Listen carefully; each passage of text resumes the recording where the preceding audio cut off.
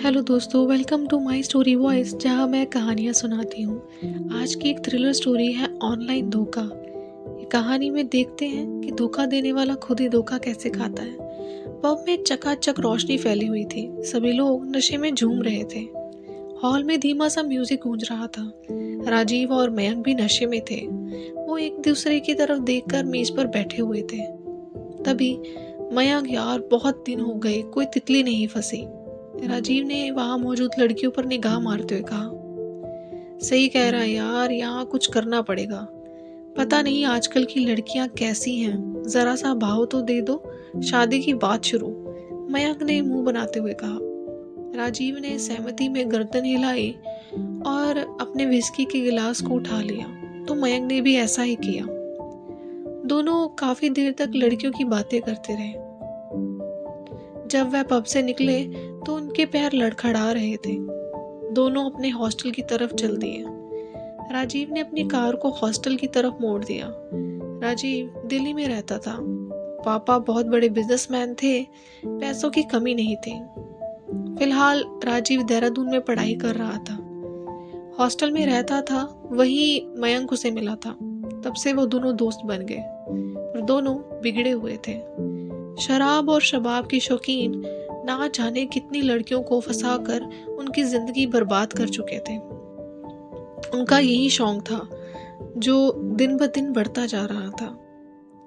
Rajiv hostel में पहुंचकर सीधा बेड पर लेट गया। मोबाइल देखा तो फेसबुक पर मैसेज पड़े थे। उसने सभी मैसेज पढ़े। फ्रेंड रिक्वेस्ट में उसे कजरी नाम की रिक्वेस्ट आ रही थी। उसने एक्सेप्ट की तो पता चला कि उसका मैसेज भी था, हेलो। राजीव ने भी तुरंत लिखा, हेलो जी, आप कौन? मगर उधर से कोई जवाब नहीं आया। तो राजीव ने उसकी प्रोफाइल देखी। कजरी इसी महीने ही फेसबुक से जुड़ी थी। फोटो कोई नहीं था, प्रोफाइल पिक्चर भी नहीं। तभी उस तरफ से मैसेज आया। जी, आपका मैसेज आया था, राजीव ने लिखा। बाबूजी, गलती से हो गया जी। राजीव ने सोचा शायद इसको अभी ठीक से फेसबुक चलाना नहीं आता है। क्या हुआ, तुमको फेसबुक चलाना नहीं आता? राजीव ने लिखा। जी, वो कहा है ना, हमारी सहेली मीना ने बताया था। अच्छा अच्छा, मेरा नाम राजीव है, दिल्ली से रहता हूँ मैं। मुझसे दोस्ती करोगी? ना बाबूजी, आप तो लड़के हैं। तो क्या हुआ, मैं तुम्हें फेसबुक चलाना सिखाऊंगा। सच्ची बाबूजी? और क्या। राजीव के दिमाग में इस लड़की को फंसाने की योजना बनने लगी। बाबूजी, मैं जा रही हूँ, बापू बुला रहे हैं। इसी तरह धीरे धीरे राजीव उसे चैटिंग करता और उसे फांसने के लिए कभी उसके मोबाइल में पैसे डलवाता, कभी उसकी तारीफ करता। कुल मिलाकर वो अपनी योजना में सफल होता जा रहा था। वो खिलाड़ी था इस खेल का। मॉडर्न से मॉडर्न लड़कियों को फंसाने का हुनर था। कजरी तो फिर भी गांव की थी, 5वीं पास थी, उम्र भी 16 साल। राजीव उसे किसी भी हालत में छोड़ने वाला नहीं था। कजरी, एक बात कहूं, बुरा तो नहीं मानोगी? राजीव ने मैसेज किया। नहीं बाबूजी, मैं काहे बुरा मानूंगी, मैं तुमसे प्यार करने लगा हूँ। काफी देर तक कोई जवाब नहीं आया। राजीव ने कई बार हेलो लिखकर भेजा, मगर कजरी ने कोई जवाब नहीं दिया। बाबूजी, ये आप क्या कह रहे हैं? हमका यकीन नहीं आ रहा। काफी देर बाद कजरी का जवाब आया। कजरी, मुझे नहीं पता तुम कैसी हो, कैसी सूरत है, मगर फिर भी मुझे तुमसे प्यार हो गया है। क्या तुम मुझसे प्यार नहीं करती? बाबूजी, प्यार हम भी करने लगी हुई, पर हमारी सहेली कहत रही कि शहरी बाबू धोखा देते हैं। अरे नहीं पगली, हर कोई ऐसा नहीं होता, मुझ पर यकीन करो। राजीव का फेंका तीर निशाने पर लगा। कजरी ने भी हाँ कर दी थी। राजीव पक्का खिलाड़ी था। धीरे धीरे वो आगे बढ़ रहा था। कजरी, मैं तुम्हें देखना चाहता हूँ कि मेरी कजरी कैसी है। तुमने तो मेरा फोटो देख ही लिया है, मगर तुमने तो मुझे फोटो भी नहीं दिखाया। राजीव ने चैट किया और मीठी सी शिकायत की। बाबूजी, मुझे फोटो डालना नहीं आता। मैं तुमसे मिलना चाहता हूँ कजरी। मैं तुम्हारे बगैर नहीं रह सकता। अभी नहीं, कुछ दिन बाद बाबू। कहीं जाएंगे तो मैं बता दूंगी। ठीक है। दोनों की ऑनलाइन मोहब्बत अपने जोरों पर थी। राजीव किसी भी हालत में कजरी को पाना चाहता था। पहले मौके पर ही कई दिनों बाद कजरी ने उसे मिलने को कहा।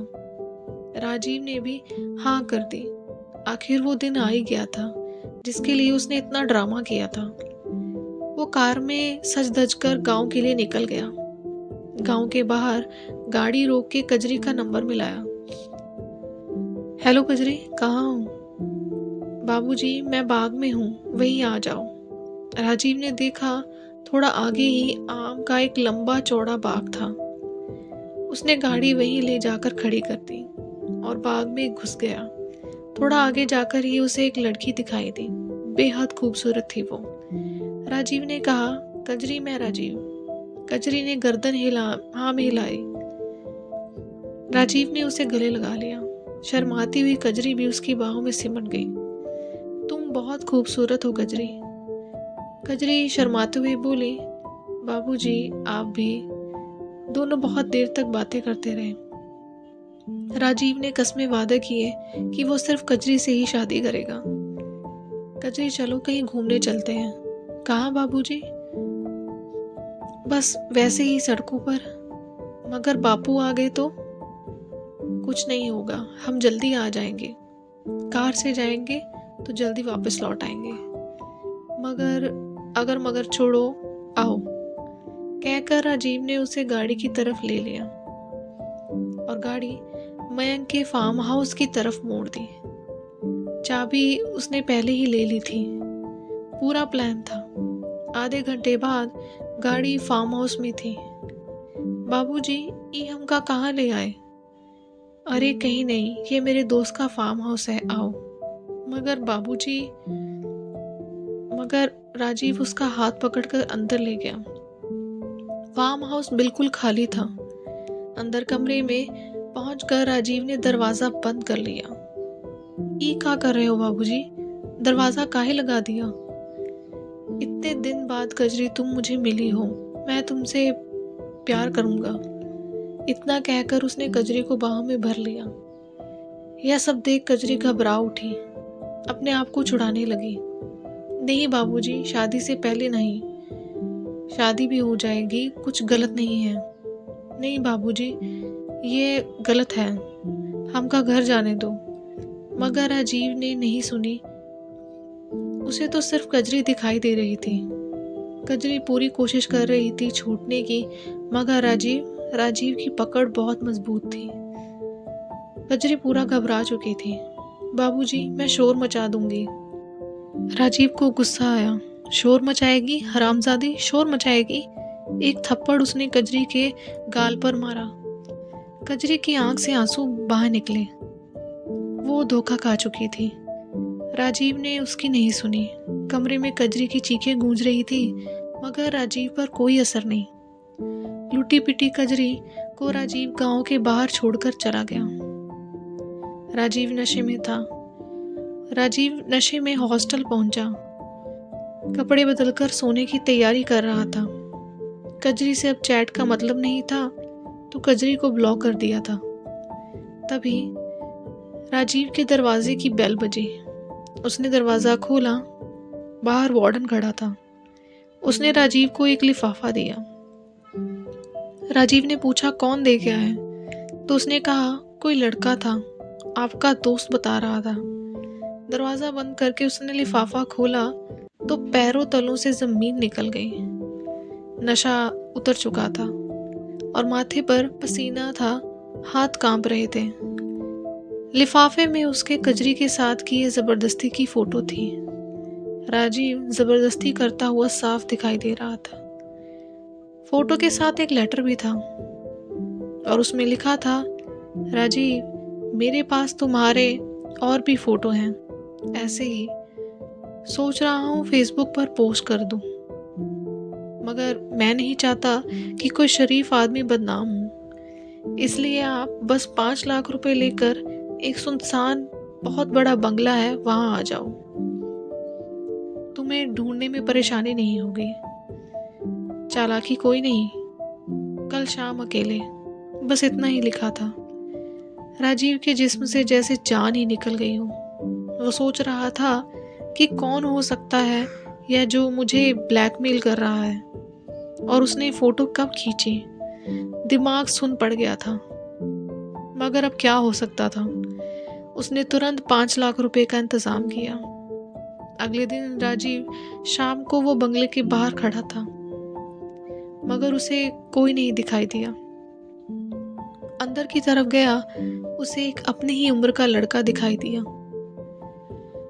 चेहरे से ही क्रूर दिखने वाला वो शख्स होंठों में सिगरेट दबाए उसे ही देख रहा था। पैसे ले आए राजीव? तो राजीव ने पूछा, कौन हो तुम? सवाल नहीं, पैसे दो और निकलो। मगर नेगेटिव्स कब मिलेंगे? अभी तो पहली किस्त है, मिल जाएंगे नेगेटिव। उसके होंठों पर जहर भरी मुस्कान थी। राजीव समझ गया कि वो फंस चुका है और इससे कभी बाहर नहीं निकल पाएगा। तभी राजीव ने उस लड़के से पूछा, तुमने फोटो कैसे खींचे? मुझे पता था तुम यही पूछोगे। बताता हूँ। इतना कहकर उसने ताली बजाई। अंदर से किसी के आने की आहट सुनाई दे रही थी। राजीव उसी तरफ देख रहा था। उस शख्स ने अंदर कदम रखा। राजीव को यह सपना लगा, क्योंकि जो अंदर आया था वो और कोई नहीं, कजरी थी। यकीनन वो कजरी ही थी। जीन्स टॉप में, होंठों में सिगरेट थी।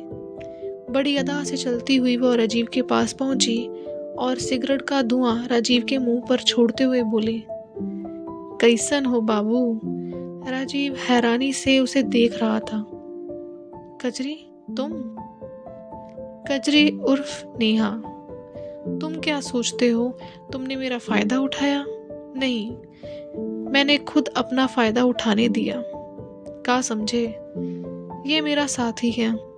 हम ऐसे तुम जैसे को फांसते हैं और जिंदगी भर माल ऐंठते हैं। राजीव उसे एकटक देखते जा रहा था। तुम सोच रहे हो हमने ये कैसे किया? सुनो, यह मेरा दोस्त पब में तुम जैसे लोगों की कुंडली निकालता है, फिर मुझे बताता है। मैं किसी भी तरह उन्हें फांसती हूँ। जब इनसे तुम्हारे बारे में बताया कि तुम तो पहले से ही हरामी हो, तो मैंने तुम्हारे फेसबुक पर रिक्वेस्ट भेज दी। तुमने तुरंत ही प्लान बना लिया मुझे फंसाने का। मगर तुम ये नहीं जानते थे कि उल्टा तुम फंस रहे थे। गांव की लड़की की एक्टिंग इसलिए की जिससे तुम्हें मुझे फांसने में आसानी हो। और देखो मैं कितनी जल्दी फंस गई, है ना? तुम जब मुझे अपने फार्म हाउस पर ले गए, तभी से यह मेरा साथी हमारा पीछा कर रहा था। मैंने चीखने चिल्लाने की एक्टिंग की और तुम्हें लगा कि तुम मेरे साथ जबरदस्ती कर रहे थे। तभी इसने हमारे फोटो खींचे और तुम्हें भेज दिए। और कुछ? अब पैसे दो और अगली किस्त के इंतजाम में लग जाओ। मगर मैं इतने पैसे कहाँ से लाऊंगा? पता है तुम्हारा बाप बहुत अमीर है, वहां से लाना। पैसे देकर राजीव लुटा पिटा सा वापस हॉस्टल की तरफ चल दिया। वो तो सोच रहा था कि मैं नेहा को ठग रहा हूं, मगर नहीं, ठगा तो उसे गया था। दाव उल्टे पड़े थे और ऐसे उल्टे शायद कभी सीधे ना हो। तो जैसे को तैसा मिला। तो दोस्तों, ये कहानी आपको कैसी लगी? आजकल ऑनलाइन धोखे बहुत होते हैं, फिर इस तरह के हो या किसी और तरह के। तो कहानी अच्छी लगी हो तो लाइक करें, दूसरों के साथ ज़रूर शेयर करें, ताकि अगर वो धोखा देने के बारे में सोचें तो थोड़ा सतर्क हो जाए। और मेरे चैनल को अगर सब्सक्राइब नहीं किया तो कर लीजिए, जिसका नाम है माई स्टोरी वॉइस, जहाँ मैं कहानियाँ सुनाती हूँ। बेल आइकन को ज़रूर प्रेस करिएगा ताकि आपको मेरी आने वाली कहानियों की नोटिफिकेशन मिलती रहे। आपने कभी कोई ऐसी कहानी सुनी या आपने आसपास कोई ऐसा किस्सा सुना है तो कमेंट में ज़रूर लिखिएगा। तो चलिए मिलते हैं फिर अगली बार नई कहानी के साथ। Thanks for watching and listening my story voice, जहाँ मैं कहानियाँ सुनाती हूँ। Thank you so much.